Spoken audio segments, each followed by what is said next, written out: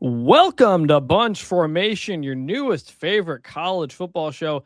I am Chris Vannini, and I just released my new country music album, and the reviews are great. I'm excited to tune into that, Chris. I am David Ubben, and I don't care what part of the year you get married in because I'm an adult and I let people make their own choices, and then I make my own choices based on what I need. And we're just going to keep on living life, Chris. That's very reasonable. Real quick, the fall wedding thing comes up every year. I ignored it for most of Tuesday and then got bored late in the day and jumped in on it and got a lot of people. People got mad at you. People were very mad. So there's generally two sides to this fall wedding. What do you do? There's the none of my friends can do fall weddings. I can't miss anything important because I have to watch every game side of it. There's the live your life, forget a game. It's more important than just a random football game side as well. I came down in the middle, which was this isn't really a dilemma anymore because of modern technology that you can follow a game if you have to go out with the family or go to a wedding or do something with your kids or whatever. Like it's not hard anymore. And I defend you on this, Chris? I got to defend you on this because I think your tweet, people got mad because I think in their head, like during the ceremony, you're like hunched over, like pumping your fist. Yes, yes. Yeah. I think it's reasonable if there's a game that you are like not just random games, but like if it's your alma mater and you have a phone like leaned up against the centerpiece at the table and you're interacting with people, but you're kind of keeping an eye on it. That seems fair game to me. Reception, there's definitely some wiggle room. I think people pictured like you hunched over during the ceremony watching the game, which is like, you have some level of social decorum that you're not going to do that. But your phone point is correct if you're taking it in a reasonable fashion. Because I say this as somebody who myself specifically did not have a fall wedding. I got married in the summer in July. Same here. I got married in March, but it was mostly because this is my livelihood. Like it is what it is. Well, but like specifically to avoid any major sports issues, NCAA tournament, college football season, Stanley Cup finals, like whatever. That's what we came up with. And part of my wedding was in Spartan Stadium at Michigan State. So like, I understand this side of it completely. The difference was back then in 2012, you couldn't watch a game on your phone. You generally had to pick one or the other. You don't have to do that anymore. You can you can do both. I'm just saying it's not even a conundrum anymore, but there are a lot of people who are still like, no, this is the most important thing. I think it's largely performative. I got accused of being performative and responding to the other performative stuff that was going on. The internet took something you said and got angry, Chris. I'm just saying modern technology is incredible. You can quad box 4K games on your phone now when just a few years ago, you couldn't even do that. Like it really has changed in a short amount of time. Do whatever makes you happy. I used to, Chris, when together my spring schedule during college, I made sure that on Thursdays and Fridays, we are done. Like no afternoon classes because specifically for March Madness, because you couldn't really stream it on your computer. This is 2000. I'm dating myself, but this is like 2005, 2009 was when I was in college. And it was like there, but it was not a viewing experience. You could kind of keep track of the score, but it was like blurred. It was very, very bad. Now it's sort of a different ball game. I probably wouldn't do that. I'd probably just watch the game during class. But so I'm fine. Like for the things that you care about, arranging your life, just don't impose that on other people. And you and I say this as people whose entire livelihood is dependent on being available on fall Saturdays. Like we generally cannot take these Saturdays off. Now, a year ago, my grandma had a funeral. And I had to go back home for that. I didn't work that Saturday, but I was still kind of paying attention to college football. So like, I do understand this. The worst responses were the people were saying, no, watching on a phone sucks. You need to watch on your big 70-inch TV at home. Like that is where the bar has changed, where you're not a real fan if you're doing whatever you can to watch the game on your phone. It's only if you're at home. I don't know. Anyway, I'm moving on from that. I just wanted to vent at all the people that got mad at me, but we have a fun show in store. We're going to talk about overrated, underrated from the AP poll. Same thing for my coaching tiers, which also got a lot of people mad at me. We've got a new color versus color football game, jersey football game coming. Then we're going to get into the group of 6 preview, the top teams from each league, and see who's going to make the college football playoff. Please subscribe to the show if you don't already. Tell your friends. The numbers are going up. The season's here next week, week 0. Great to have everybody back. Welcome back if you're an old listener. Welcome if you're a new listener. Please subscribe to the YouTube. We're almost at 900, trying to get to that before the season starts. We will have timestamps in the show notes if you want to jump ahead. Send all your feedback and nominations and everything. If you want to advertise on the show as well, to bunchformationpod@gmail.com. Please leave a 5-star review. We'll read them on the show. Don't have a new one this week, but we didn't get an email about the last show from listener Tyler Saponaro about the Ohio State Senior Day thing. So Ohio State's moving Senior Day to the first game instead of the last home game, which is Michigan. And Tyler says, your discussion on Ohio State moving Senior Day is just evidence that when Ohio State does something, it resonates with all of college football more than any other school. Georgia moved their Senior Day off of Georgia Tech week in 2024, despite Tech being the actual final home game. Spare me the Thanksgiving attendance nonsense. That game was sold out, and they were already sold out for the year. Last year, Senior Day, Michigan didn't even have the players walk onto the field. It was just the families. Where was the discussion on the loss of tradition and rivals living rent-free when those occurred? I think, Tyler, agree with the point. It is a bigger deal when Ohio State does something. And yeah, that's called being Ohio State. Yeah, it's a bigger deal when it's the Ohio State-Michigan game, and in light of what has gone on in that rivalry the last couple of years. Yeah. That sounds like the rival's living rent-free in his head, I think. It's also in the context of, what Kyle Whittingham had been saying and all that kind of stuff. So it all just kind of jumbled together. And again, as someone who grew up watching Michigan games and remembering normal Senior Days when that happened, it's a change that impacted me. Let's not compare Georgia Tech to Ohio State, Michigan if we can. That rivalry uses the word hate though, right? Clean old-fashioned hate. Yeah, but it's been largely one-sided. Georgia Tech's pulled off a couple over the years, but that's like Ohio State, Michigan has come in waves, but that is very much like even footing in a way that like Red River is. Georgia Tech, that's very much like a big brother, little brother situation. Like to deny otherwise, is kind of foolhardy. All right. Now let's get into a couple of topics, and to do that, we jump into the media scrum. That's why I don't read the newspaper, because it's garbage. The AP poll came out, David, on Monday. Number 1, Ohio State, but 5 different teams got first place votes. Oregon, Notre Dame, Indiana, Miami, no SEC teams. We're going to talk overrated, underrated here. A couple of teams on both sides. Teams we thought were maybe too high or too low.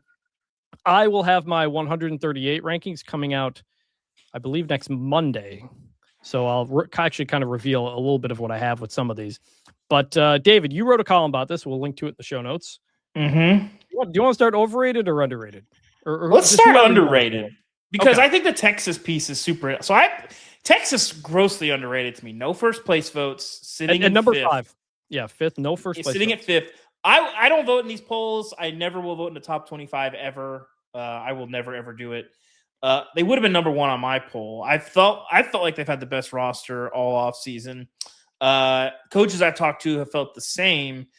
I had forgotten that they were number 1 preseason last year. And to me, this just feels like a well, you didn't get to the playoffs, so we're going to not put you number 1 again. I don't know that it's much deeper than that, because I don't even think it's that close. I talked to a bunch of coaches this offseason, and we kind of just idly talk like, who do you think's got the best roster? I would say Texas was the answer like 80% of the time, just because of certainly like the baseline of just being Texas recruiting the way Steve Sarkisian has, but then all the splashy portal additions, Cam Coleman, obviously, Raheem Biles, Raleek Brown, Hollywood Smothers, all those guys. And they didn't really lose that much. Like, they replaced good players with great players, and a lot of those skill positions around Arch Manning. So I was very surprised. Chris, am I crazy to feel like this is almost like retribution for like you made us look dumb last year, so we're not going to vote you number 1 again? I legitimately had no recollection of them being preseason number 1 last year. This is not something I put a lot of thought into. So I'm surprised. I'm not surprised they're 5th. Spoiler alert, I put them at 6, but I do think the top 7, you could kind of make a case for everybody. I am surprised that Texas did not get a first place vote. Texas is ahead of Indiana. They got 8 first place votes. Texas, no first place votes for all the reasons that you said. I do think it's a little bit of got to see it first after last year. And they Well, play like, Ohio State. they were a good team. They played a handful of bad games. Well, not a handful. They played. I mean, Ohio State was what it was, and then the Florida and Mississippi State games were kind of debacles. Like, it was what it was. But Kentucky too. yeah, Kentucky too. But it's like I think that Texas was an inconsistent team last year. I don't think they were a fraudulent team. I think a lot was put on Arch Manning that I don't think it was necessarily fair. I think, again, I've said this a lot. If his name was Arch Smith, I think his life goes very, very differently.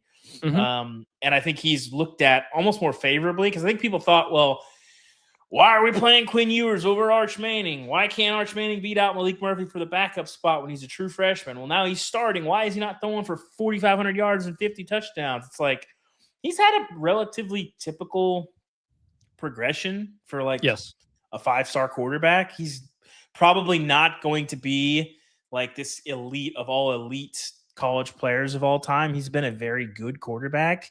We'll see what he's got this year. He's got a lot around him to have a lot of success, but like it almost feels like there's a lot of unearned hate kind of toward Arch from the casual college football fan. I will say, like, they play Ohio State week 2. I'm going to that game. If they win that game, I think they're going to jump to number 1. So like, I do think that could happen. Similarly, on my underrated, Indiana Hoosiers, number 6. I think that's fair. Who did get? I almost put them on my list of underrated. I have them at number 1 in my preseason poll. And if the name on if the logo on the side of the helmet was anybody but Indiana, I don't think they would have been 6th. Now, I do think obviously I do think losing Fernando Mendoza is a big deal. I do think moving to Josh Hoover is probably going to be a step down, only because the bar is impossibly high. But I really like the pieces that they added in the portal. I do too. Other than Josh Hoover. Turbo Richard. I'm an Indiana believer. I think the repeat is on the board. Absolutely. I think Turbo Richard at running back, I think is going to be really good. I think Nick Marsh, the wide receiver, is going to be really good, and nobody kind of knows about him because not many people were watching Michigan State. And just the track record with Kurt Signetti, who has literally won everywhere all of the time and just continues to get better. They are my preseason number 1. Again, I think any of these top 7, Ohio State, Oregon, Georgia, Notre Dame, Texas, Indiana, Miami, you could make a case for any of them, I think, getting first place votes. I'm surprised Indiana's that low. Now, if you want to say, look, the 5 teams ahead of them all bring back their starting quarterback, it's a fair point. But I just think if the name wasn't Indiana, I think they'd be higher. Let's go to an overrated. Who do you think's overrated? I mean, I think it's just Ole Miss. I don't even think this is an anti-Ole Miss take. I just think when you look at the roster, number 9, by the way, they're number 9. When you look at the roster and you look at what's coming back, and then obviously the staff was gutted by Lane Kiffin leaving for LSU. Like, that's not one of the 10 best teams in America. Like, I think it's a lot of like, well, you have Trinidad Chambliss, who might be the best quarterback in America coming into this season, but he's losing a ton of stuff around him. Defensively, they're going to have to fit some new pieces. I just don't see one of the 10 best teams in the country. The SEC is going to be tough. The idea that this team could go 8-4, I completely believe is possible. And like Pete Golding certainly earned a lot of goodwill in the playoff, but I think coaching your team, a very motivated team, looking to prove something to themselves and the coach that left them behind in the playoff for 2-3 games, I think that's a very different task than rebuilding a roster during the offseason, building them up in spring, building them up in camp. I think that tests you a lot more than it does to coach a couple games. And so, like, Pete Golding is still a first-time head coach. So, Ole Miss at number 9, I would have had them maybe 16, 17, something like that.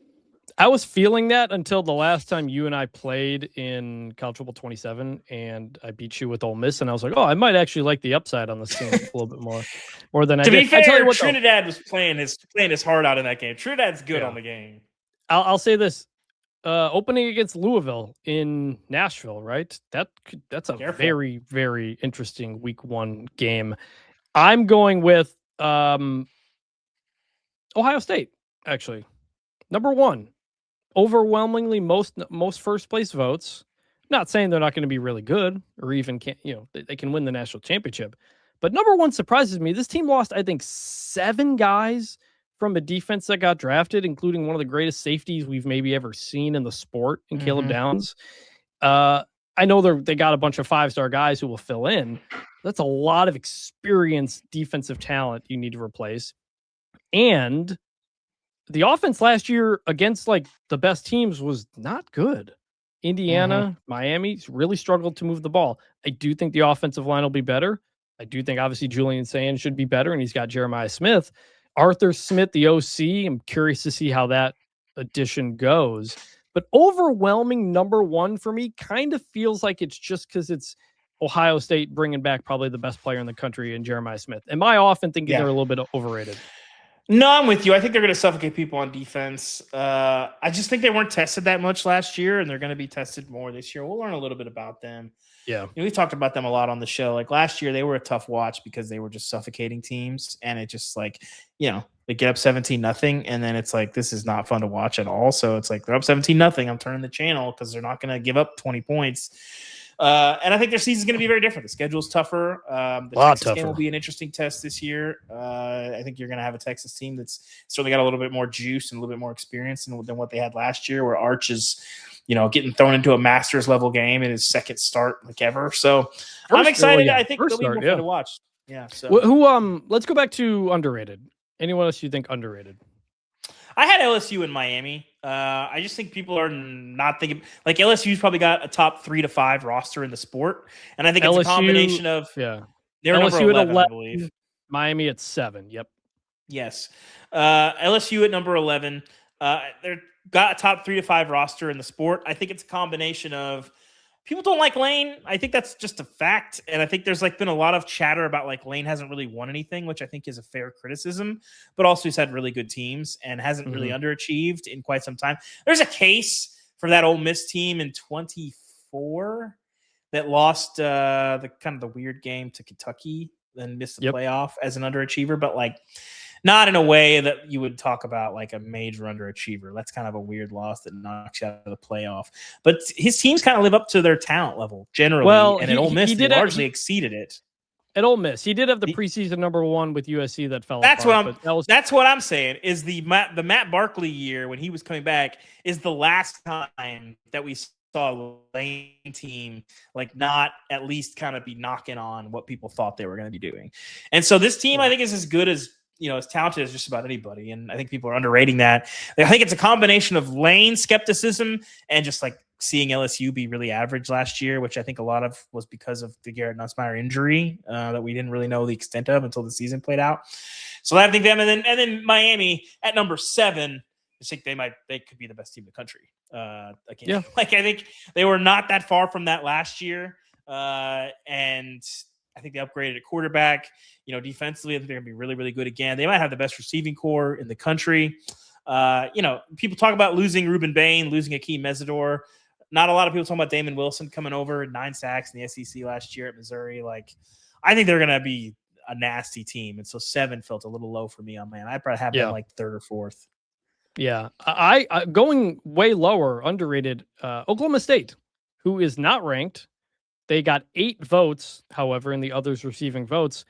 I have them in my preseason top 25 at 20. I'm on board. I just want to see it. I want to see it. It's a team that hasn't won a Big 12 game in 2 years.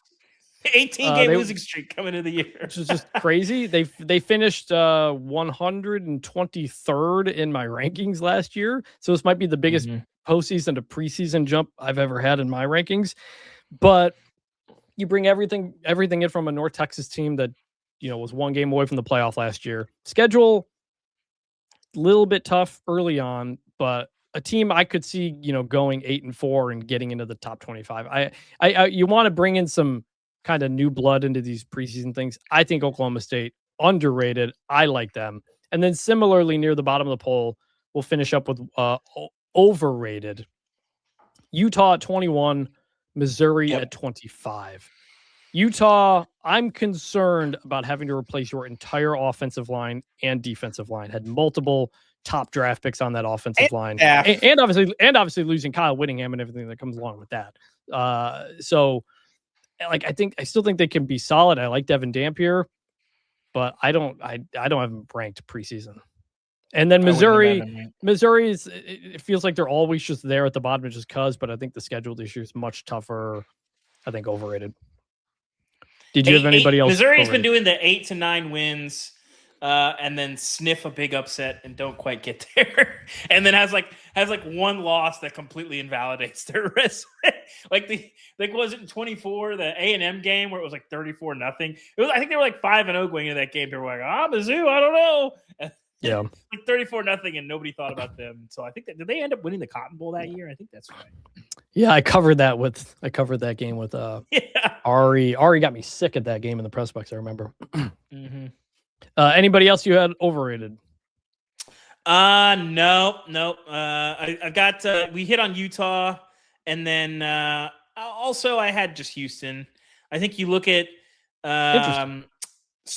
We mentioned this in the Big 12 pod, but 6-1 in one possession games. They were okay in turnover margin.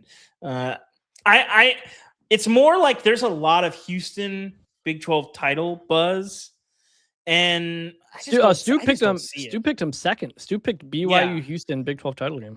I don't see it, man. I'm a big Willie Fritz guy, but just watching them last year, I just don't. They didn't look like a team that's going to go toe to toe with Texas Tech and BYU, and I'm really interested to see that Texas Tech game. It's a Friday nighter, primetime. It's gonna be huge for Texas Tech's first test. If Houston's going to do it and is going to announce themselves as a contender, it's going to be there. I think we're going to figure out what Houston is, because for better or worse, there are no statement wins in the Big 12 outside of Texas Tech. If you can beat BYU, that's nice, but you beat Texas Tech, you've changed some things. If you don't, no one's going to take you seriously until they look up in November and you're either 9-1 and you're still right there, or you're 7-3 and people know that you're not going to be playing for the Big 12 championship. I will add, by the way, I'm a huge proponent and in favor of preseason rankings. There's been this kind of swell the last few years that preseason rankings are bad, they're pointless, they need to go away. And I just say, no, this is all an educated guess. One, it's for fun. Two, the original point of it all is so people who are casuals tuning back into the sport can start to have an understanding of who might be good this year. Mm-hmm. Three, the playoff rankings don't start till October anyway, so it's not like they're really influencing those rankings. And the other part is it's fun. This is fun. The whole point of college football in its entire 150 plus year history is to just debate things. That's what we're doing here. Yeah, it doesn't matter if the AP or the coaches don't do them. Somebody's going to do them. And if there was no AP poll, ESPN's power rankings would be the new poll, and they're going to put up they're not going away. You cannot make them go away. Yeah. It's kind of just a waste of a talk. But the most important rankings preseason are the Athletic 138, which I will have out on Monday, and every single one will turn out to be correct. It's the only ranking I recognize, Chris. Absolutely. Let's move over to my coaching tiers. My coaching tiers came out Tuesday. I place almost every FBS head coach into 1 through 8 tiers. Basically, how much have you accomplished relative to the job? Have you sustained success? Have you won at multiple spots, championships? How many resources do you have, and whatnot? The only coaches in tier 1 this year: Kirby Smart, Curt Cignetti. It's pretty clear based on the people I talked to. I talked to kind of a swath of people, and everybody agreed. I mean, Kirby elevated Georgia from what he took over to what he built now, and Curt Cignetti just took it into a freaking national championship. And not only that, Curt Cignetti has won everywhere he's been as a head coach. He's never had a losing record, done it at multiple stops. That's where it's at. But elsewhere, got a lot of pushback on some things. David, you've looked through it. Any games that jumped out to you that either you disagreed with or you wanted to talk about? I'm with you on Ryan Day. I'm holding strong with you on Ryan Day. Most people were very mad about you having Ryan Day not in tier 1. The case for is pretty simple. Overall record, has a national championship. Mm-hmm. But I think, again, Ohio State, Oklahoma's been testing this recently, but Ohio State has proven that they're basically the only recession-proof college football team. Yes. If you if you compared his record to, the vast majority of Ohio State coaches, it'd be like slightly better. And the Michigan thing is a factor, and they just don't play that many losable games every year. I would have had him in tier 2. I think he's a great coach. I don't think that he is on, I think very clearly to me, if you put Kirby Smart and Kurt Cignetti at Ohio State, they would be a cut above what what Ryan Day is doing, despite the fact that Ryan Day has put together a pretty good record and has a national championship. It should be noted, he tried his best to not compete for. They went to that playoff run the first year of the 12-team playoff. They were right there. They would have been there in a 4-team era, and then spit the bit against Michigan, and then drown their sorrows in pepper spray on their home field. So I woke up Tuesday morning, and that story already had 200 comments on it. And I was like, were they all from? They were almost all, David, I think you've frozen there. They were almost all from Ohio State fans who were very upset about this. So along with what you said, here's the general reason I went with. He took over a team that had 6 straight top 6 finishes, and I think 2 straight Big Ten championships. He replaced a coach who won a national championship, also had an undefeated 12-0 season. That coach, Urban Meyer, replaced Jim Tressel, who won a national championship, won a ton of Big Ten titles, and played for a couple other national championships. The bar at Ohio State is extremely, extremely high, and he has met that bar, which is a difficult-ish thing to do. But you took the thing that was rolling well and kept it rolling. Kirby Smart took over a Georgia team that hadn't won the SEC in 10 years. They hadn't won a national championship in almost 40 years. And he's elevated it into a top 3 job and 1 consecutive national championships. If Ryan Day gets a second national championship, something Urban Meyer and Jim Tressel didn't do, he will move up into tier 1. That's really all it is. He's a very good coach who's done a very good job, but I think he's done what is expected of that job. And let's not remember, 20-ish games ago, a bunch of fans wanted to fire him. So that is the bar that everybody knows is the bar at Ohio State. So that's my bit on Ryan Day. Freshly hired James Franklin in tier 2. Yeah, tier 2. Why? This was the hardest one of the whole thing, without a doubt. And, he just got fired. So if you want to tell me, a coach who got fired shouldn't be there, I can't disagree with you there. I generally don't knock somebody down a tier for one bad season. I do think it was time to move on at Penn State. Mm-hmm. But one season prior, 2024, he was 8 minutes away from playing for the national championship. He had 5 top 10 finishes in 9 years there. He also took over Penn State team that was still dealing with the sanctions from the Sandusky stuff. Obviously, Bill O'Brien stabilized it, but then James Franklin took it over and elevated the program from what it was. He also went to Vanderbilt and won 9 games twice for the first time in almost a century.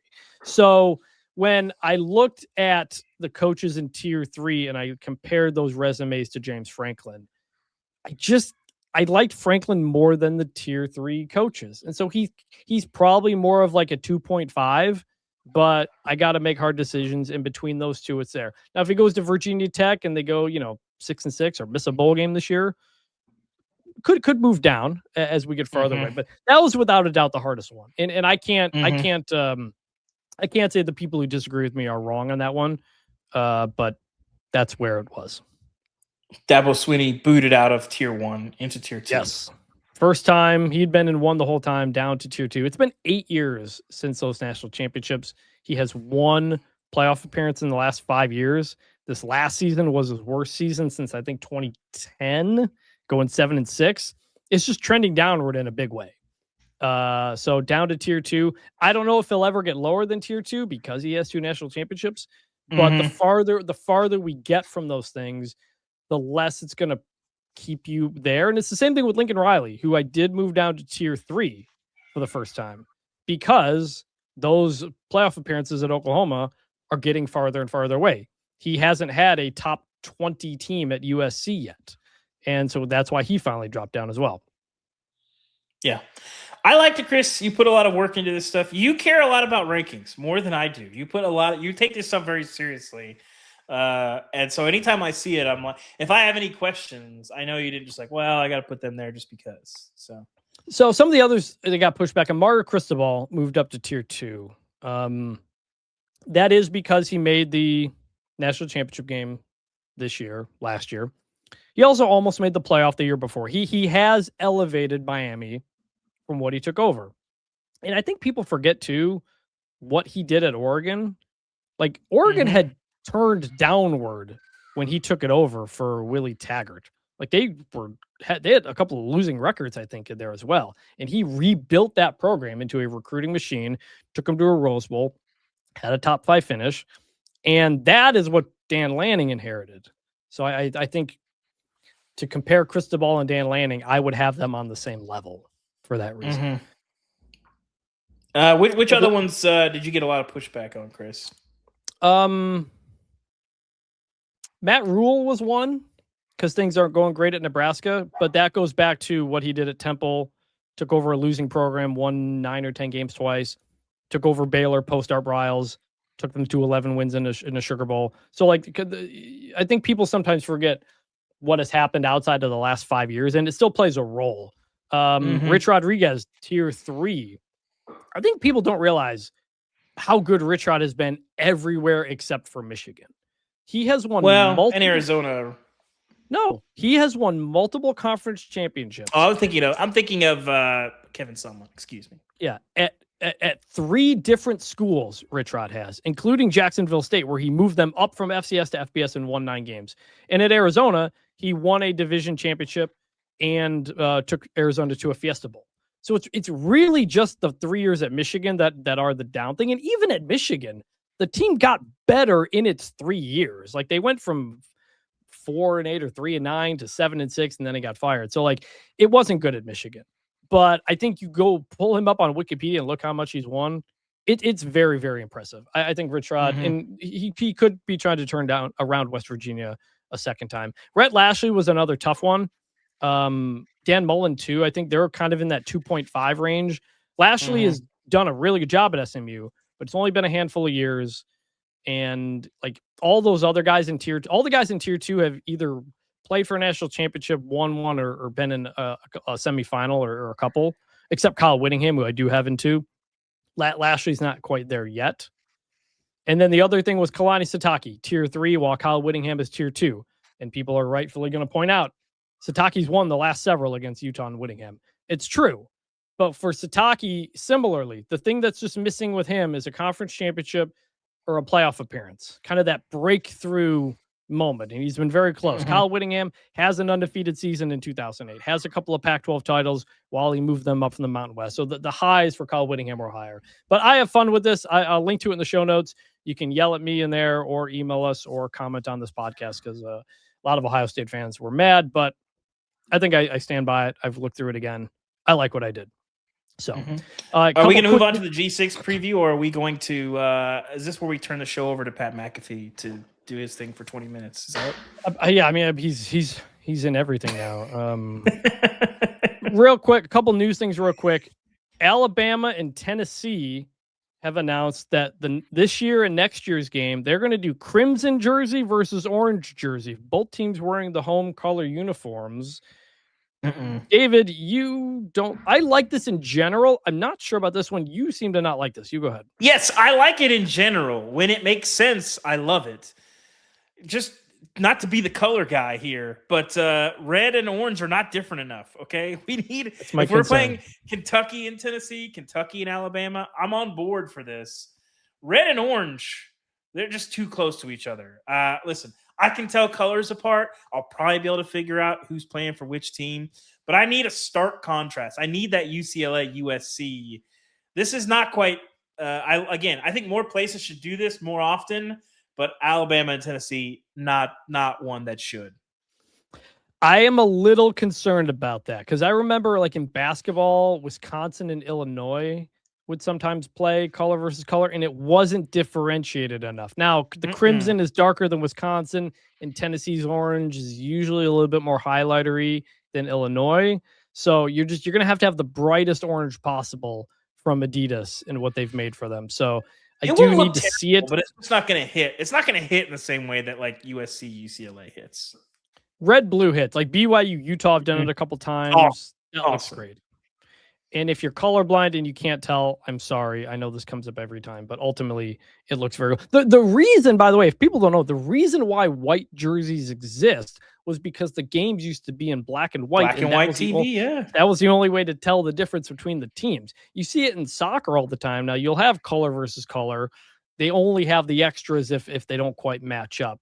And I think this will be okay, but it is closer, I think, than some other ones. So do you find it suspect, Chris, that Tennessee has a dog mascot and yet makes the decision that I think is clearly an act of violence against all dogs? It's a good point. Very good point. I don't know if people are asking. People are asking. Know. Other real quick bit of news. Oregon running back Jordan Davison may or may not be injured. There was a report from 24/7 that he hurt his collarbone again and he could miss the beginning of the season. Then the running backs coach there basically refuted it and said he's been practicing. So not totally sure, but Jordan Davison, good player. Oregon's got Boise State, Oklahoma State, and USC in September. So could be something to watch, or maybe it's nothing. They do also have De'Aaron Hill Jr. running back as well. Something to keep an eye on. So, and with that, time to jump into the group of 6 preview. Where was the drop? I lost it. Here it is. You need to be more like a dog. We don't need a bunch of cats in here. Absolutely. Coastal Carolina back in the day.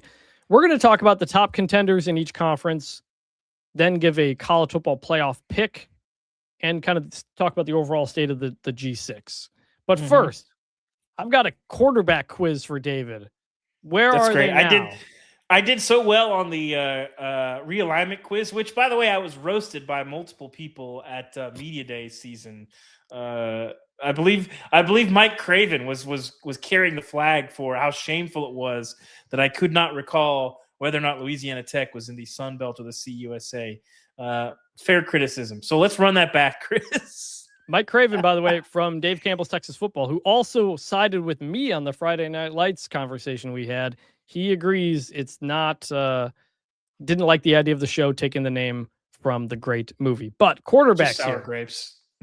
I'm going to name a handful of quarterbacks. You're going to have to tell me where they are because I went through my group of 6 predictions. They'll be on The Athletic on Friday, and just some incredible names popping up that I didn't realize. So we'll start easier and make it tougher. Okay. Jackson Arnold. That's UNLV. That's easy. The Jackson Arnold. I like the Jackson Arnold marriage with Dan Mullen. It made it work with Anthony Calandria last year. I like this pickup. I'm intrigued. Also, Anthony Orji still there, or Alex Orji, excuse me, still there. Yes, Jackson Arnold, 1-2 punch. The former 5-star from Oklahoma and Auburn, now at UNLV. Max Johnson. Now, this one I know is Georgia Southern. It's incredible that Max Johnson is still playing football. Horrific leg injury. Seventh year. Let me see it, Chris. Here's what we need to do. I need to see if I can name all of the Max Johnson schools. So this is son of Brad Johnson. He's had some good moments. Started at LSU, correct? Yes. Went to Texas A&M.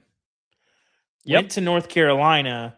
And then went to Georgia Southern. I feel like I'm missing one, but did I get them all? Okay. You got them all. Those are the ones he's played for.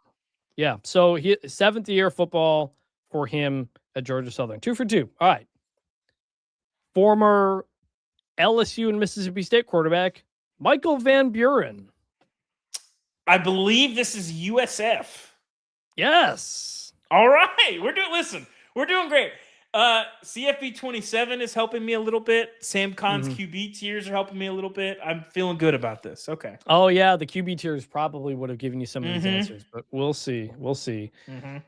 Former Ohio State and South Carolina quarterback, Air Noland. Now, see, this one's going to be hard because he got passed around a lot in our online media dynasty, and sometimes keeping track of what's happening in our fake dynasty and what's happening in real life it gets a little confusing. Like the fact that Kenny Minchie did not win a Heisman at Arkansas is still like kind of hard. I am associating Aaron Noland with Tennessee because of that, but exactly. he never played there. That was my gut. Well, last I heard from him, he was at South Carolina. If he's not still at South Carolina, I have no idea. Is he not at South Carolina? He is at Memphis. Okay, but he's not starting, is he? He might. As last I checked, there's still a quarterback battle going on. Okay. So you're 3 for 4. All right. Here's a fun one. Okay. House Haney. Now that one I know because Ari is obsessed with House Haney, and I don't even know why. But he is at Colorado State. I know that for a fact. He is. Interesting move. Might work. I like House Haney too. I've liked what I've seen from him, but this is his third school, correct? He was at TCU and then at Oklahoma State, or did I get that reversed? No, I think he only played. Let me pull him up. I think he was no, you're right. Yeah, TCU 24, 25, Oklahoma State, now Colorado State. Yeah, Oklahoma State, I think he could have been a serviceable Big 12 quarterback, but like Drew Mestemaker's coming in. Like if they had struck out on Drew Mestemaker, I feel like he could have stuck around and Eric Morris would have been like, okay, I can work with this. I like House Haney. I think he's a good player. I wouldn't be surprised if we see him have a huge year and then he gets some money to go to P4 next year. Apparently got some money to go to Colorado State, but also appears he has not quite won the job yet either. Here's another one. Former Oregon quarterback, Austin Novosad. No idea. I'm going to say, is it like a good G5, G6? They haven't won recently, no. But they have some history. I don't know. Bowling Green. I think I did know that, actually. To play for Eddie George. Also another quarterback competition still going on. Former LSU and Syracuse quarterback, Ricky Collins. Now, that one I know is Kennesaw State. Friend of the show, Jerry Mack. That's his quarterback. Correct. Kennesaw State, the defending Conference USA champions. And last one familiar to a program you have covered, and that is Jake Merklinger. That one's easy. Merklinger. He is going to be living out his Saturdays at the Rent out at UConn next year. I like him. I think he's a good player. We'll see how the Jason Candle thing goes, but I like Merklinger. I think he's a P4. I was surprised when he left Tennessee that he didn't get more P4 interest. I'm guessing it's because he didn't have tape. But, like, I went to Tennessee's spring game the year that the Nico bomb happened. And, like, I like George McIntyre. I like Vic Merklinger. I think he can play. So we'll see. I like him at UConn. I think he can have a good year. Good job. You only got 2 wrong out of all those. I feel good about my performance here. I feel good. Shout out to Sam. The QB tiers was interesting. And CFB 27, just playing random teams is kind of interesting. I've tested out a lot of teams I think I found my online. Well, I don't know who I don't have a reliable online team, but I know who our dynasty team is going to be. The 27 online Media Dynasty will be starting soon. They got to do an official draft, but I think people kind of know who they want. So our game review episode should be this week, so keep an eye out for that. Okay, with that in the books, let's move into individual conferences. And we're going to start with the Pac-12, which is back. The Pac is back. They are an 8-team conference playing 7 conference games plus a flex game at the end of the season, which will be really interesting. The conference will basically determine who plays everybody, but there are certain limitations on everybody's going to get 4 conference home games. So it's not anybody versus anybody. If you play an uneven amount of home game, if you play 3 home games, you'll get a home game for that one. But that's going to be super interesting. I look at, I think, 4 teams here. Boise State, we all know Boise State. For a group of 16, they have a lot back. According quarterback Maddox Madsen, they got some really good running backs.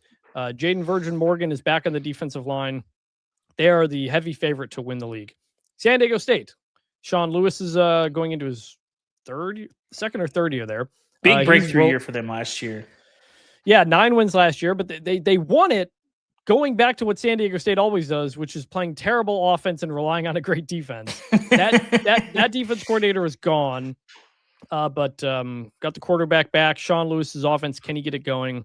Fresno State quietly won 9 games last year under Ertz, Matt Ertz, a former coach at North Dakota State. They will have a very strong running game again, which should be good in the trenches.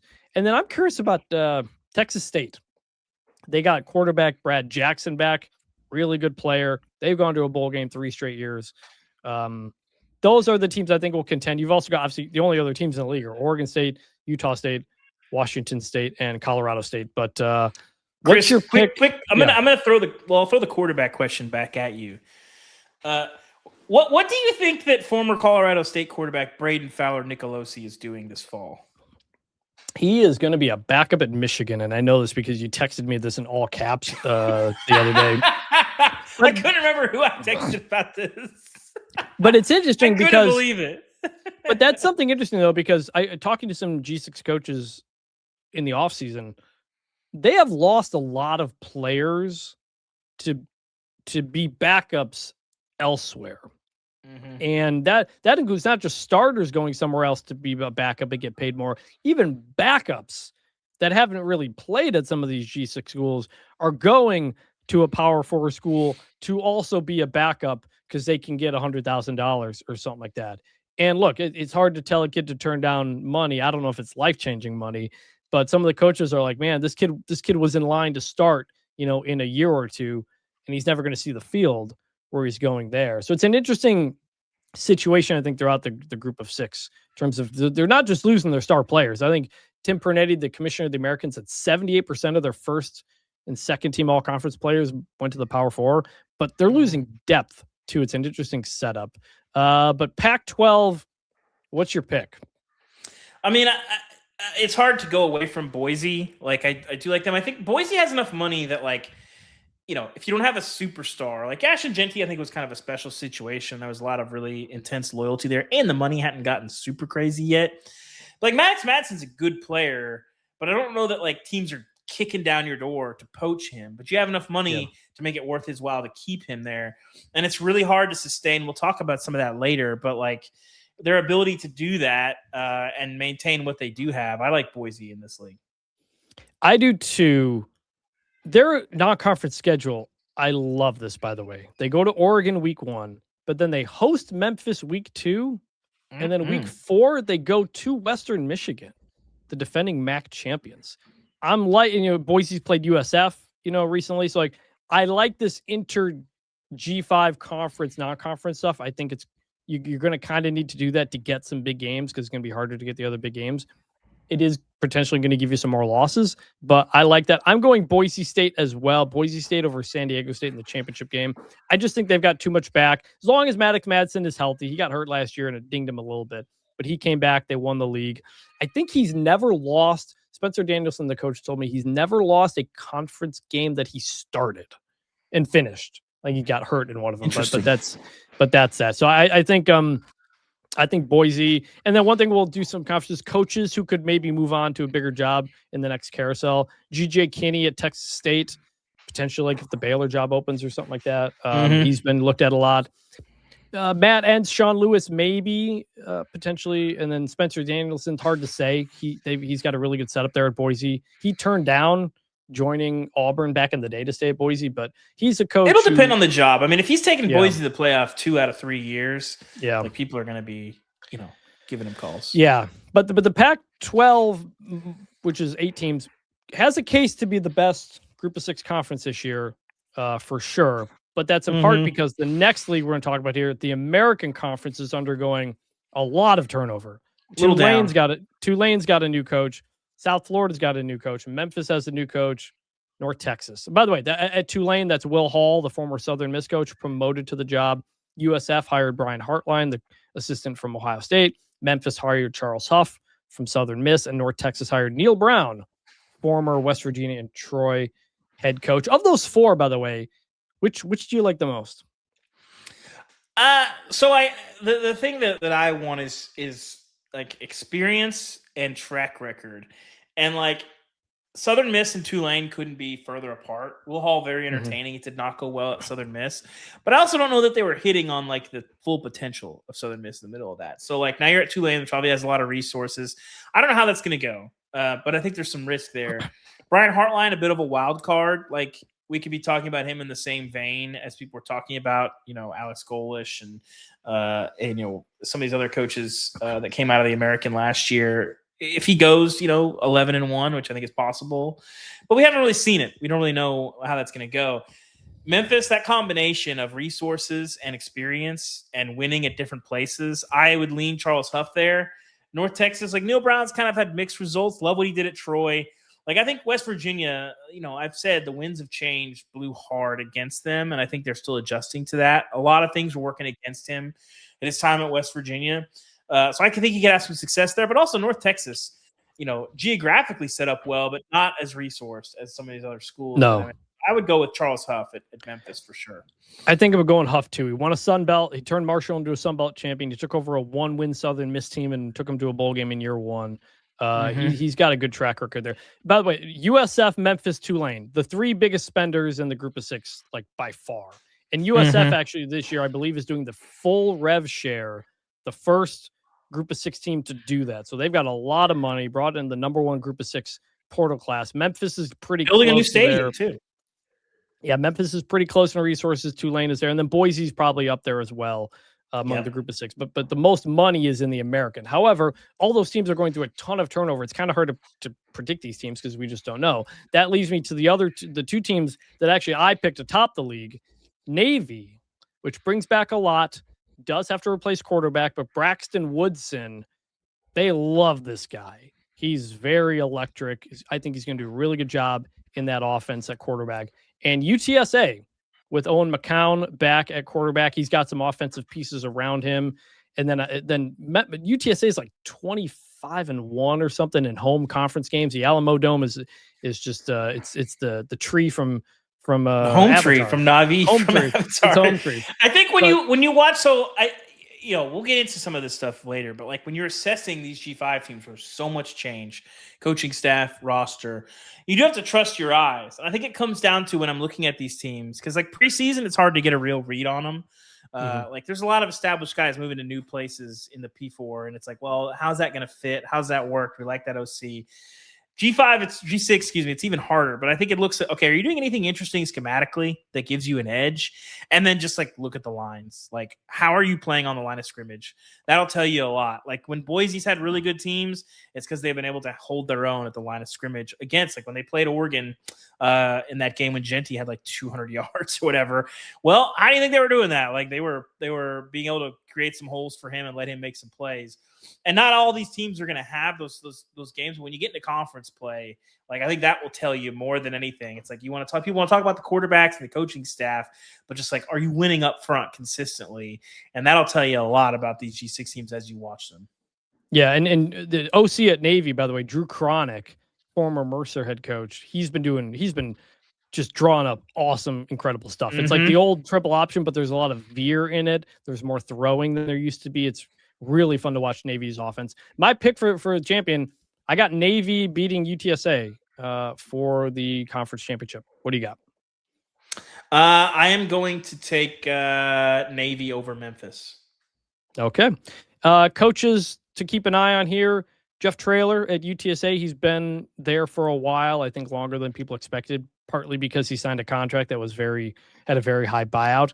But again, if Baylor opens up, he would be a natural potential option there. And then Brian Newberry at Navy. It's hard to know because like Navy's such a different kind of job, and he's doing a really good job there. And the coaches at Navy like coaching at Navy and all the service academies because they don't have to deal with a lot of, NIL and portal and all this kind of stuff. But worth noting, Newberry is a Baylor grad, went there as well. So potential names to watch. Mountain West, which is now lost a bunch of teams to the Pac-12, but it added North Dakota State. It added Northern Illinois. It added UTEP. So it's a very different looking league. I got, I think, 4 teams I'm keeping an eye on here. First one, New Mexico. Won 9 games last year under first-year head coach and friend of the show, Jason Eck. We interviewed him in the spring if you want to go back and listen to that. They bring back a lot of really good pieces, including Jackson Eck, the linebacker, the coach's son. The quarterback, Jack Lane, seems to be a bit banged up in camp, but another good player as well. They finished tied for first in the conference last year. UNLV, as we mentioned, Jackson Arnold there, quarterback. They reached the Mountain West Championship game last year under Dan Mullen's first season. Running back Jaden Thomas is my preseason offensive player of the year. Really good running back there. They interesting schedule as well. Also, North Dakota State, as we mentioned, moving up for the first time. They beat a bunch of FBS teams in their history, as we know. However, they did lose a ton of pieces from last year's team, which was really, really good, and got upset by Illinois State in the playoffs. It's still a bit of a personnel transition year for them as well. And then Hawaii won 9 games, got back on track with Timmy Chang. Mika Alejado, the quarterback, is back. He needs to stay healthy. Really good player who got injured a lot last year, but a really fun team. Interesting league for the conference for the pick. I'm going New Mexico over UNLV. Really, Jason Eck, he turned Idaho into a top 10 FCS program. He turned New Mexico into something last year while replacing the whole roster. Now he's got a lot of pieces back. I like the Lobos. I'm going with them to win the league. I like that pick, but give me UNLV over Hawaii.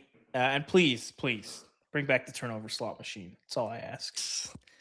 Let me pull up UNLV's schedule. They're at Hawaii week 2, which will be very fun. Mm-hmm. And then UNLV, by the way, playing Memphis in week 0, the nightcap, 10 p.m. Very excited. Chris, this week 0 slate is going to be. There was a time when there was like 1 or 2 games. Yeah. But this week 0 slate is awesome. We'll have a full. I'm sure, but it's next week. It's solid. Every time slot, there's good games. Like last year, there was probably the most games, but there was a lot of like chaff in week 0 where it's like, how much I really want to watch UNLV, Idaho State. We'll see. But this week's gonna be good. Yeah, we'll have a full week 0 preview next week. But they got Memphis week 0 at home. Week 3 they go to North Texas. They also go to Akron, and then they've got Cal at home. And they so it could be super interesting. UNLV is going to be an interesting team early on. Coaches to keep an eye on here: Dan Mullen, who midway through last season was like, I'm staying here. I'm not leaving, which surprised people. He'll get more interest this time around if they have another big season. He's someone in the coaching tiers, by the way. I had him at 3. A lot of people are like, man, he's kind of in that 2.5 range because what he did at Florida sure looks a lot better in hindsight. Mm-hmm. And what he did at Mississippi State was obviously very good. And then UNLV as well. So if that continues, very good coach. And the other one, Jason Eck, obviously New Mexico coach. He's a Wisconsin alum, by the way. If that job opens up, feels like a layup if it happens. I mean, it feels hard to believe that Wisconsin would not be looking for a new coach soon. I just don't. I mean, you got to do your due diligence in the process. But if Jason Eck is not Wisconsin's head coach this time next year, I will be surprised. Well, I did pick the over on Wisconsin, so I do think they're going to have a good year. But you know who else? How is from good though? I mean, we'll see. You know who else is from the state of Wisconsin who a coach there is Jake Dickert, Wake Forest head coach. So Wisconsin could have options. Let's move to the MAC, where Western Michigan is the defending champion. They won 10 of their last 11 games last year, destroyed Kennesaw State in the bowl game, and they bring a lot back, including Brock Lowry, the quarterback, and running back Jalen Buckley, who's my preseason offensive player of the year. Really good duo there. But elsewhere, Miami of Ohio, they're spending pretty big for a G5 school, especially a MAC school. Like Miami of Ohio in the portal brought in the number 1 portal class in the MAC, had some coaches who were like, hey, Miami's getting some dudes that they didn't used to get because they've, along with the basketball run that they've had a good influx of donations and stuff like that. And so they're trying to spend a bit. And I don't know, maybe even leave the conference at some point. We'll see. Chris, every time I see Chuck Martin, I feel like I'm in trouble. Is it just me? He has resting principal face. I feel like. Well, he does, and he wears the sweater vest, so he looks like he's. That like might be the sweater vest. Yeah. But they've reached 3 straight MAC championships games, lost the last 2. But Rodney Nelson, running back they got from Monmouth, really good player, a guy to watch. Elsewhere, Central Michigan, first-year coach Matt Drinkle last year built a really good running team. He came from Army. They will once again have a really strong running game, but they do need to replace a lot on defense. Toledo, interesting, another well-resourced team of the conference. New coach Mike Jacobs, who very much is in that Kurt Signetti, Bob Chesney track record, a guy who's won big at several lower levels. He comes from Mercer, where he did a good job. And he brings an interesting player, defensive end Andrew Zock, who was the FCS Defensive Player of the Year last year. He is my MAC preseason defensive player of the year. Those are probably the main four, but the MAC itself can always be a little bit jumbled. But I think Western and Miami are two of the three teams with the most returning, and they're the best teams. I've got Western beating Miami in the championship game. The MAC always feels like there's two teams that are 9-3. There's three more that are 8-4, and then there's a bunch of 4 and 8 teams like every single year. I will take Miami over the Chips. Also in that league, Eastern Michigan has a lot coming back. We'll see if they can get back to a bowl game. Noah Kim is still there at quarterback. And who else is new? Oh, Sacramento State, by the way, is in this conference. They will be making a bunch of trips over. They also have UMass, who went 0-12 last year. UMass does play 2 FCS games, so hopefully they can get a win. They did lose to an FCS team last year, but the MAC has a lot. Coaches to watch in this conference. Lance Taylor, the Western Michigan head coach. He's coached at Louisville, coached at Notre Dame. He's got ties to Alabama. He is a guy that a lot of people are looking at potentially in this next cycle. Over in Conference USA, where they actually had, they lost UTEP from the league. They lost Louisiana Tech to the Sun Belt. So they're down to, I think, 10 teams now. Top couple of teams here. Liberty, who spends more than everybody else in the conference, as we know. Coach Jamie Chadwell coming back from a health issue he's been dealing with. The last year really bothered him. He had surgery in January. Saw him at Media Day. He's doing better, so that's good. They added a lot of running backs in this class. Kanye Udo, formerly of Army and Arizona State. Cam Davis from Florida State. Quarterback Ethan Vasco is back. They like the offensive line. This should get back to looking like a Jamie Chadwell team that can run the ball a lot of different ways and do that. Elsewhere, Western Kentucky, they got a lot of turnover on this roster, but quarterback Rodney Tisdale Jr. is back. Kennesaw State, defending champs, also a lot of turnover, but they got the quarterback Ricky Collins, as we said. And Jacksonville State, who hosted last year's championship game, they got Caden Creel back at quarterback. They did lose Cam Cook, the running back, to West Virginia. Interesting league. I'm going to go Liberty over Western Kentucky to win the conference. What do you think? Yeah, I do believe money talks. It's been a weird couple of years for Liberty. I think, after they kind of ran away with it in 23 or 24, it was 23 the year they got to the Fiesta Bowl. I think people thought Liberty's just going to run the CUSA for the rest of time, and that's not what has happened. But I think they got a good position to get back. Between the returning talent, healthy head coach, I think that makes a huge difference. So give me Liberty, but I'll take them over Jacksonville State. Okay. And it's hard not to believe in Jerry Mack. I mean, he's been a head coach for 5 years. He's got 4 conference titles. I think a lot of teams can win Conference USA. Delaware could be pretty solid. Quarterback Nick Minichucci is back, preseason offensive player of the year. And FIU, under Willie Simmons, won 7 games a year ago, and they have quarterback J.J. Cole from App State. He's 6'7", gigantic dude. Some interesting pieces there. I want to believe in Ricky Collins, but seeing the way the situation that happened last year at Syracuse, I don't know. It wasn't good. It wasn't good. So getting benched for a lacrosse player, not a great look. Coaches to keep an eye on this league: Jamie Chadwell. If he's healthy too. Obviously, he had gotten some SEC interest in the past. Jerry Mack, if he keeps winning. Tyson Helton has been in the mix at Purdue a couple of times. I'm kind of surprised they didn't hire him, but he's always solid. Willie Simmons has won at several jobs. If he keeps winning at FIU, he'll get some interest. I almost took FIU there. Again, almost everybody in Conference USA is replacing almost everything, and so it makes it really hard to project. But I think this league has a lot of really good coaches. I do. And lastly, the Sun Belt. A bit of a change here as well. The Fun Belt. James Madison coming off the playoff appearance. Billy Napier is your new head coach after spending the last couple of years at Florida.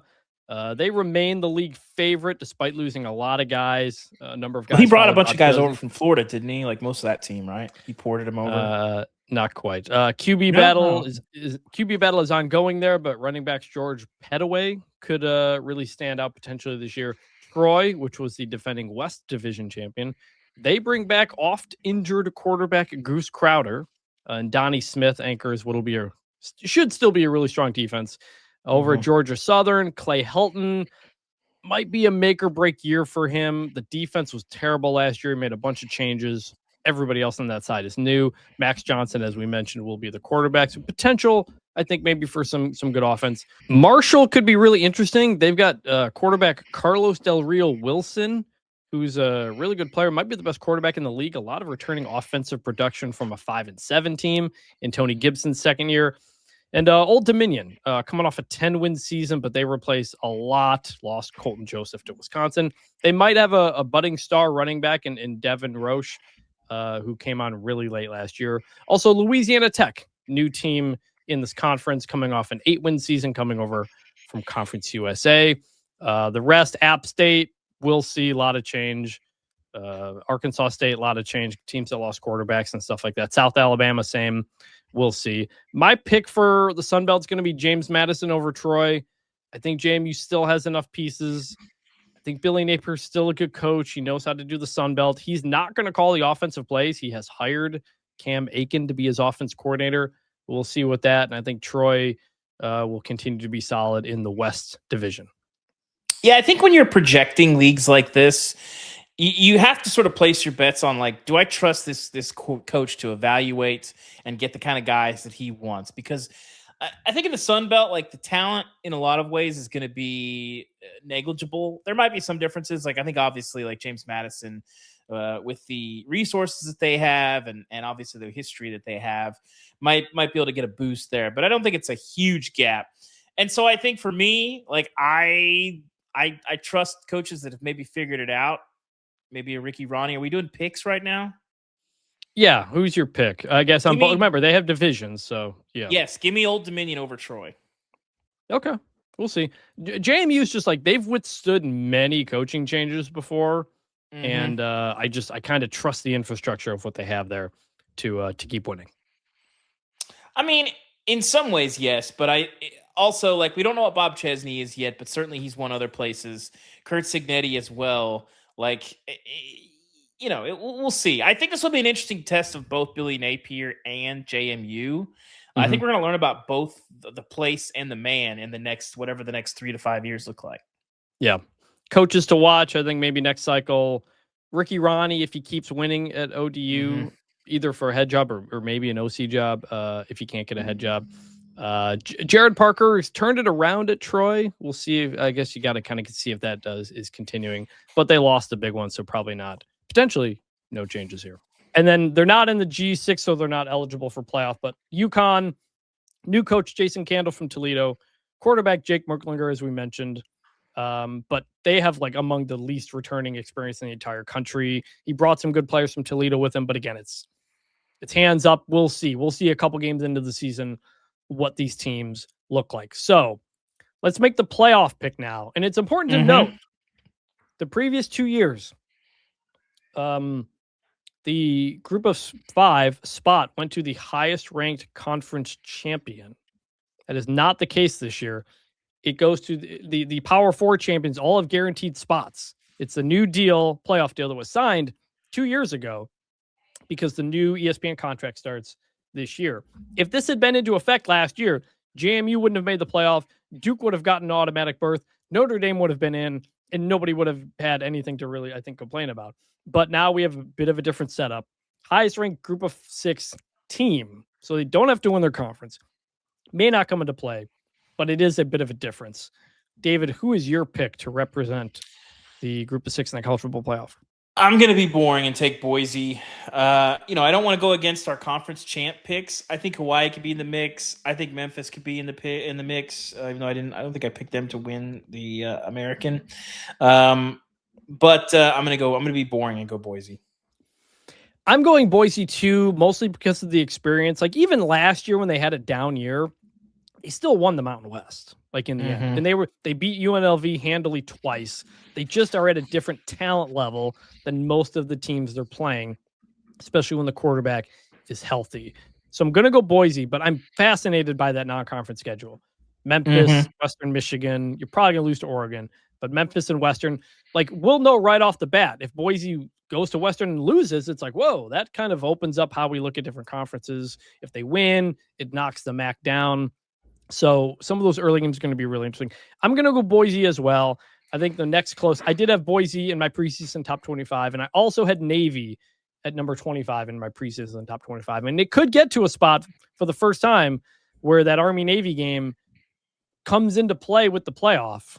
For people who don't know, it basically the game is after the playoff bracket is made, so it's essentially an exhibition game. It will not have any impact on the playoff if Army or Navy are in the playoff. They'll have made the playoff, then they'll play the game. It's very possible you could lose to Army on your way to the playoff. It's just an interesting setup. So I'm going to go with that. Now, as we kind of wrap up the group of 6 here, we kind of want to talk about the state of the group of 6. David, you've had some thoughts. I'll let you go first. I mean, I just think that it's tough because the way that the sport has changed, I talk a lot about the winds of change in this sport. The rise of TV changed things for Oklahoma, Nebraska, Tennessee, these places that when you were on national TV every week, that's a selling point to recruits. When's the last time anybody talked about like our games are on TV? It's like, it'd be like the MAC saying like we have an ESPN Plus deal. That'd be like the only, nobody in the power conference is talking about TV anymore. That's just like a given. You're going to be on TV every week. Things change. And I think right now, like for people who didn't like G6 football, like, yeah, the rosters are not as good as they used to, or as they have been. Like these UCF teams in 27, the Cincinnati team in 21, the Boise teams from back in the day, the TCU teams in 2010. I did believe that those teams could go toe-to-toe with really, really good teams from the power conference and win or compete. It's been really tough. I think that when you look at the G6 performance in the playoff, it has, I think, lent credence to, I don't want to call them bad faith actors. It's not the same as, the situation in the WNBA. But there's a lot of people who watch college football who would call themselves fans of college football who don't take G6 football seriously, who don't enjoy it because they just see it as the minor leagues. And I think that those playoff performances, for a lot of people, it's the only time they're watching G6 football. And like, oh, this sucks. But you mentioned it. I think it's true. There's a ton of really good coaches at that level. There are a lot of good players. They're just not as many because a lot of them are backups at Michigan, backups at Texas now. It's hard to sustain when the money has always been different, but you could keep, a Jordan Lynch at your school for 4 years very easily. It's not even realistic now to keep a superstar at a G6 for a long time. And so I'm sensitive to the coach's plight, but I do watch a lot of G6 football, especially the midweek games. It's hard on Saturdays because there's a ton of stuff going on. You got to watch that. But I watch almost all the midweek games, put our kids down to bed. I may have other stuff to do, but I usually have it on. If it's a big game, I'll sit down and watch it, but I'm always like keeping an eye on it. And if you don't watch it, I would encourage you to watch it because I think you see some interesting guys. These are guys that are going to be playing at higher levels next year. You see interesting schematic stuff, like what Jamie Chadwell does schematically is fascinating. Same thing you mentioned, Drew Cronick, like the stuff that they do is really interesting. And a lot of this stuff is stolen, not just players, but schemes as well. And it's really, really interesting. Like the amount of stuff from Jamie Chadwell's offense, which is basically built to torture linebackers. You see a lot of that stuff in the way people design RPOs at the P4 level all the time. So I think it's just everything has gotten harder to try and sustain and win at the G6 level. And the rosters aren't as good. And that doesn't mean that, these schools are a waste of time or, these coaches aren't as good. It's just the reality of the sport. The winds have changed. The way that they've blown the last 5 years have made it harder. It's harder on the G6 than anybody because it's impossible to sustain and keep your roster over, year over year. Ultimately, what the portal and the money and everything has done is it's created kind of a barbell effect in the opposite way, where the best teams at the Power 4 level are not as good as they used to be, but also the best teams at the Group 6 level are not as good as they used to be. And just talking with coaches at various media days and stuff, it's just impossible for them to keep players and to build. There's nothing you can do. You have to replace 40, 50 Chris, guys every year. Yeah. I think that in the early days of NIL, there was some misunderstanding from players. Like if you're making $10,000, which is like not bad for like a normal player at like this is 3 or 4 years ago, at like a G6, and somebody comes in and offers you $200,000 to go to NC State or whatever. They didn't realize that was backup money, and I think a lot of kids didn't know that they were signing up for fewer snaps. Now I think people kind of understand that, and they might still make that decision. Whether or not that's a good decision, if you're trading, 1,000 snaps or whatever and film for possibly with the NFL to go play 150 snaps at the P4 level, I think time will tell how that decision shapes out. But also, like the money $100,000 now, not that much money. Well, the money now is way different than it was even 2 years ago. Like it's just gotten so high so fast, and that has made it very, very difficult. In terms of the playoffs, I remember when Jaden Mayava left. When Jaden Mayava left UNLV, he was 23. He was making like I think they were trying to keep him for like 100, 150, something like that, and he was getting offered like 800 to be a backup at like Georgia and USC, and it's like, is that the right move? It's hard to say in the moment. I think in retrospect, in that case, it's hard to say that he made the wrong move. I'm sure he's making way more than that now. He's a starter at USC. He could probably play his way into the first round, and who knows what else this year. But like, these are you're kind of gambling a little bit with your future, and there's not everybody. It doesn't always work out for everybody like it has for Mayava, and that decision is complicated. But ultimately, there are fans of these teams. Western Michigan has fans and gets crowds. Boise State has fans. Memphis has fans. USF has fans. All these schools. And so we don't want to just sit here and just kind of crap on your team. It's just knowing that every year is going to be a little bit different, and it's a very difficult spot to be in. But these teams matter. I like watching them whenever I can, as much as I can, even on Saturdays, even if David doesn't. Because it's college football. I love all levels of college football. It's why I do the 138 rankings. My job when I started here at The Athletic was to cover the group of 5, and you just found a vast amount of stories and interesting people, and there very much still is that there. It's just a different approach. And in terms of the spot in the playoff, they contractually have that spot for the next 6 years is what the contract is. So at the moment, they can't just boot the group of 5, group of 6 team. It's why even in the 2014 playoff proposal that Tony Petitti has, there's still a spot for the group of 6 team, because having that spot matters. I don't care if a team ranked 12th or 13th or whatever didn't make a 12-team playoff. I'm really not going to care if a team ranked 24th or 25th doesn't make a 24-team playoff. It matters for the group of 6 to have that spot. So every single team in FBS, when the season starts, they can make the playoff. And they have a real shot to go there. And the only times in the history of college football that has happened are the last 2 seasons.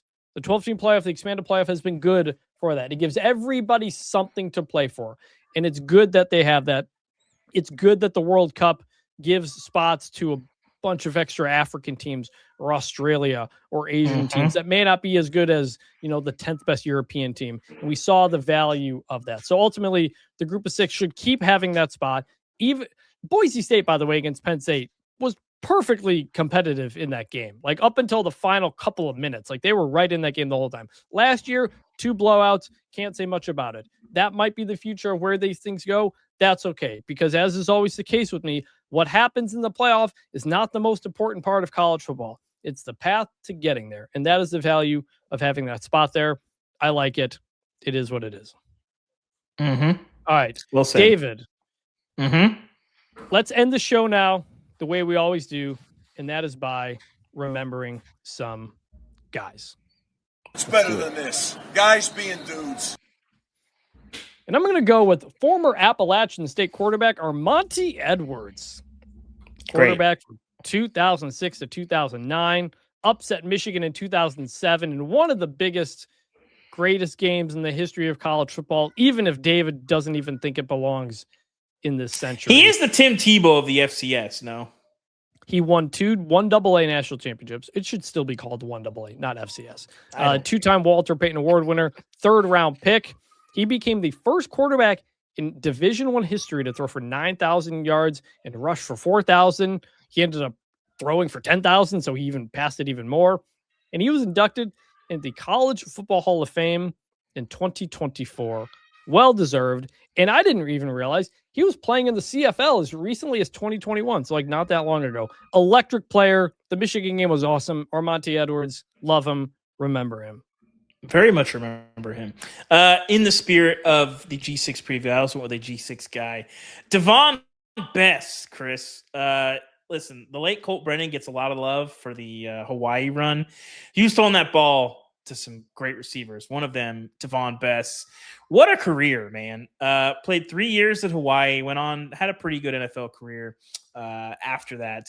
Kind of bounced around a little bit. But in 3 seasons, Chris, 293 catches, 3,600 receiving yards, 41 touchdowns, double-digit touchdowns in every single season, 1,100 yards in every single season, 89 catches in every single season. What a career. Devon Bess, extremely fun player, benefited a lot from the air raid, caught a ton of balls from Colt Brennan. Great player. Loved watching him.